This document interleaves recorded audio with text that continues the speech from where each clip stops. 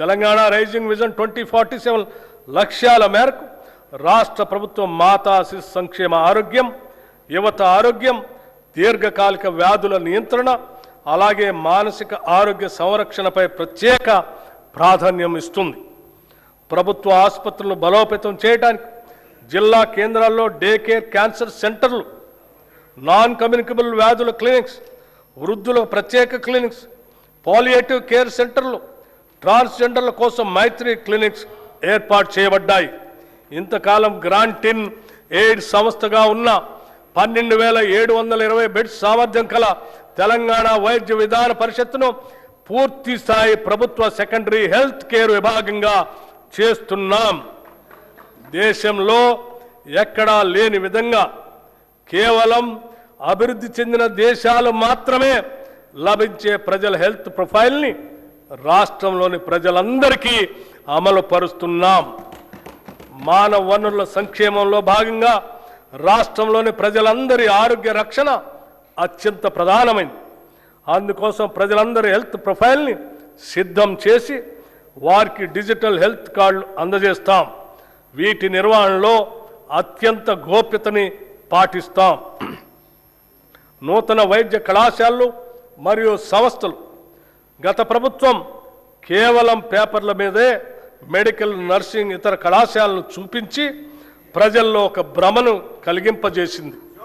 కానీ మేము వాటిని వాస్తవ రూపంలో తీసుకొచ్చి వాటి నిర్మాణ పనులను ప్రారంభించాం.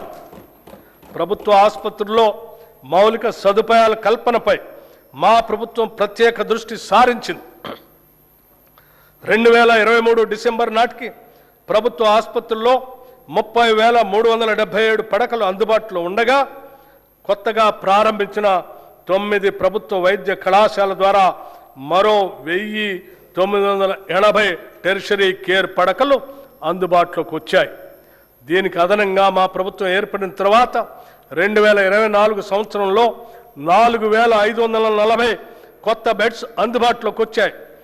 2026 చివరి నాటికి సనత్ నగర్, ఎల్బీ నగర్, అల్వాల్లోని టిమ్స్ ఆసుపత్రులతో పాటు నిమ్స్ విస్తరణ, వరంగల్ మల్టీ సూపర్ స్పెషాలిటీ ఆసుపత్రితో కలిపి మరో 6,582 టెరిషరీ కేర్ పడకల్ని అందుబాటులోకి తీసుకొని వస్తాం.